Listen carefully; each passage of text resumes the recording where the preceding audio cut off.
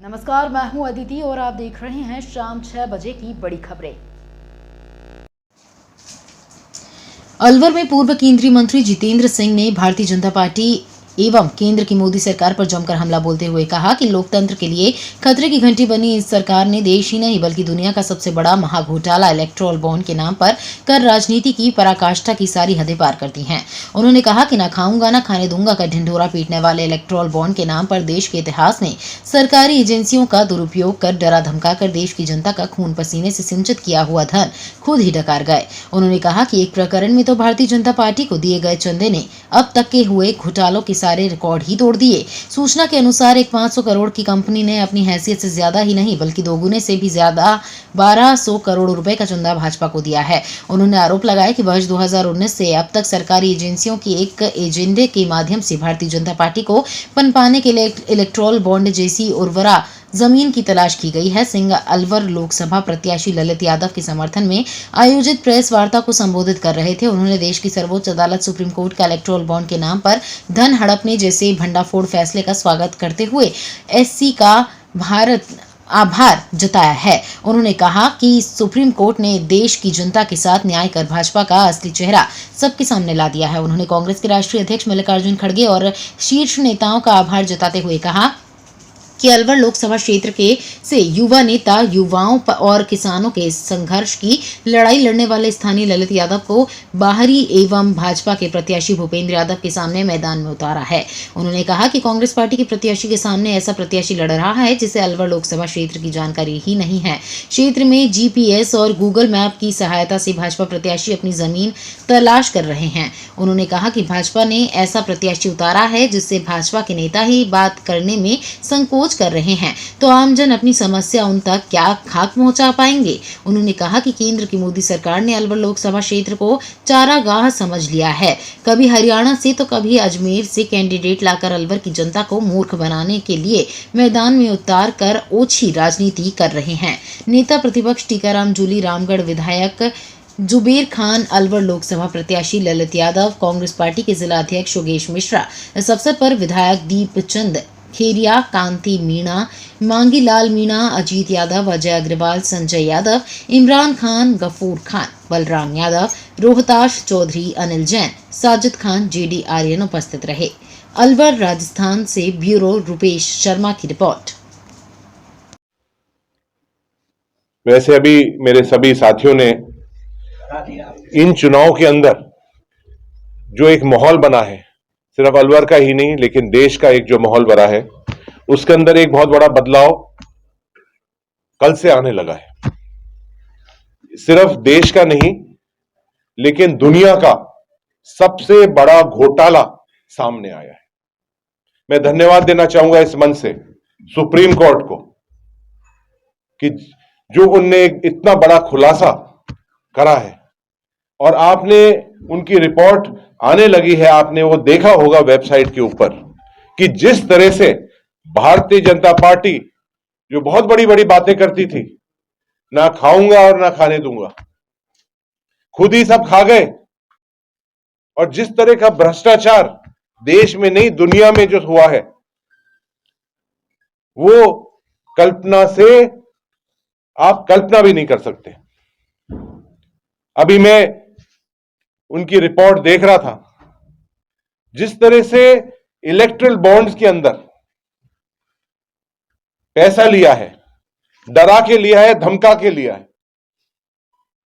ऐसे कई केस हैं, 40-50 केस हैं जिसमें ईडी को, इनकम टैक्स को भेजा है और उसके तीसरे दिन ही उन्हीं कंपनियों ने इलेक्टोरल बॉन्ड्स लेकर 100, 200, 500 करोड़ दिए। एक आपको मैं बताना चाहूंगा कि एक future gaming and hotel services है प्राइवेट लिमिटेड। ये मैं नहीं कह रहा हूं, ये आपको मैं उस कंपनी का जो उन्हें डिक्लेरेशन करा है उस कंपनी का, वो मैं आपको कागज दिखा रहा हूं। ये पूरी कंपनी सिर्फ 500 करोड़ की कंपनी है। इस कंपनी ने 1200 करोड़ रुपए भारतीय जनता पार्टी को दिए हैं। जो 500 रुपए की 500 करोड़ की कंपनी है, वो 12,000 करोड़ कैसे दे सकती है? 1200 करोड़ कैसे दे सकती है? ये खुद सोचने की बात है।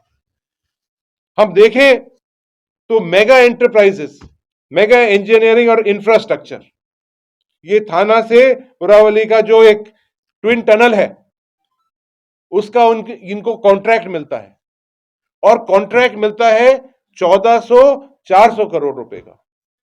कुछ ही दिन बाद 966 करोड़ रुपए के इलेक्ट्रल बॉन्ड लेकर भारतीय जनता पार्टी को मिल जाता है।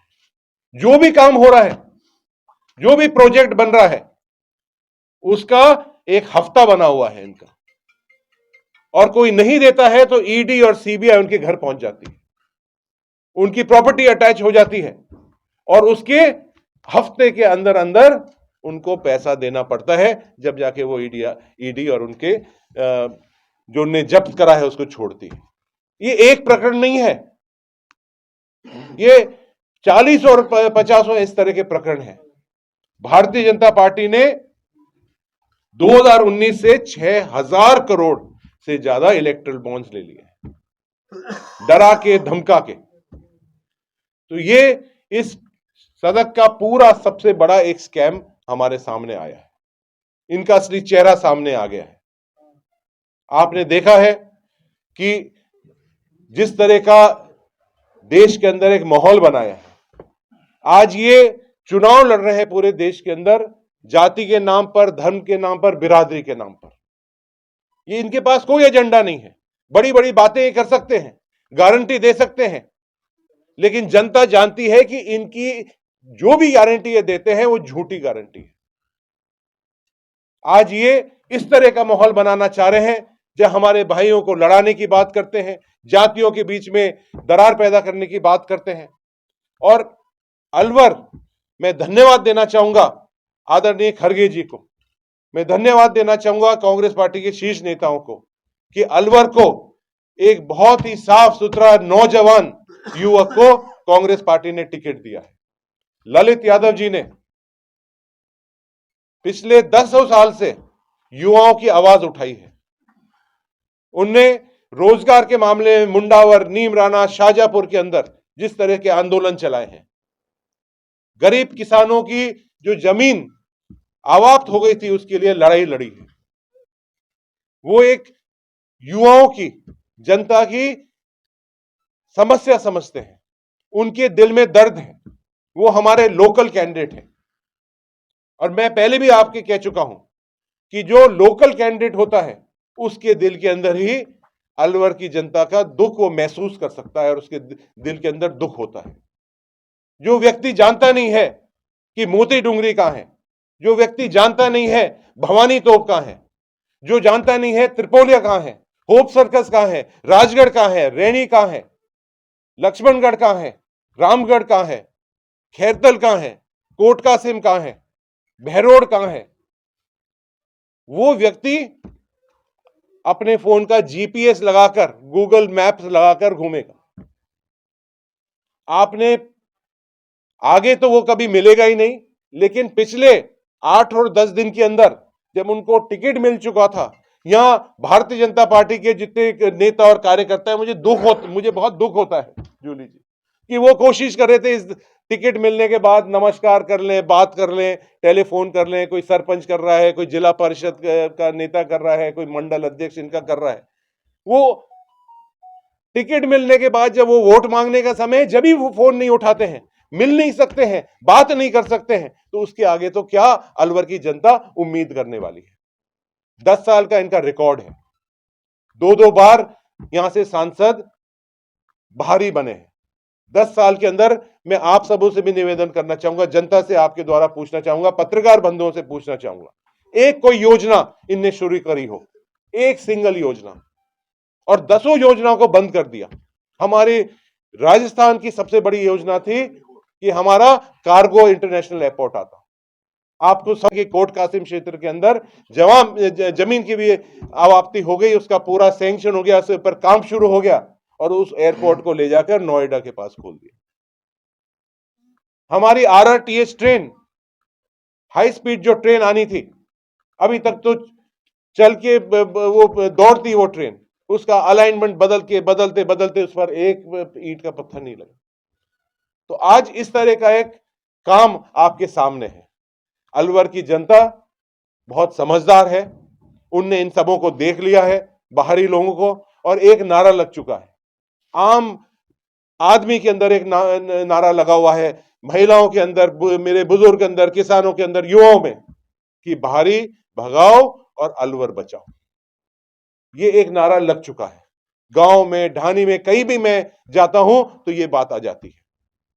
तो मेरा यही आपके द्वारा अलवर की जनता से निवेदन करता हूं कि हमारा खुद का भाई, हमारा खुद का बेटा, जो अलवर के लिए संघर्ष जिसने करा है, जिसको आप सब जानते हो, वो व्यक्ति को अलवर की जनता जिताएगी। और ये जो बाहरी लोग आते हैं अलवर को और राजस्थान को चारागाह समझते हैं, इन सबों को बैरन वापस भेजेगी। धन्यवाद। देखिए, आज हमने जो प्रेस कॉन्फ्रेंस आने वाले लोकसभा चुनाव को लेकर, जो हमारा कैंडिडेट है वो अलवर का है, भारतीय जनता पार्टी का जो कैंडिडेट है वो हरियाणा का है, दिल्ली का है। बाहरी और लोकल का अंतर हम लोगों को समझना पड़ेगा। और जितेंद्र सिंह जी के 5 साल के काम आज सारी जनता याद कर रही है, और 10 साल से बीजेपी का राज रहा, वो काम भी ये जनता याद कर रही है। दूसरी बात मैं कहना चाहूंगा, मोदी जी की जो गारंटियां हैं, पहले जो गारंटी दी थी वो सब फेल हो चुकी है। न काला धन आया, न 2 करोड़ युवाओं को रोजगार मिला, न किसान की आमदनी दुगुनी हुई, न डॉलर रुपया बराबर हुआ। ये सारी चीजें देश की जनता के सामने है। साथ ही साथ देश का एक बहुत बड़ा घोटाला, जो कि इलेक्ट्रोल बॉन्ड के माध्यम से इन लोगों ने ही नई शुरुआत की इलेक्ट्रोल बॉन्ड की, और उसके अंदर जिस प्रकार से इन लोगों ने कंपनियों को डरा के, धमका के, हफ्ता वसूली की तरह इलेक्ट्रोल बॉन्ड परचेज करवा के खुद के खाते में डलवाए हैं, एक बहुत बड़ा घोटाला है जो देश के सामने सुप्रीम कोर्ट के आदेश के बाद में आया है।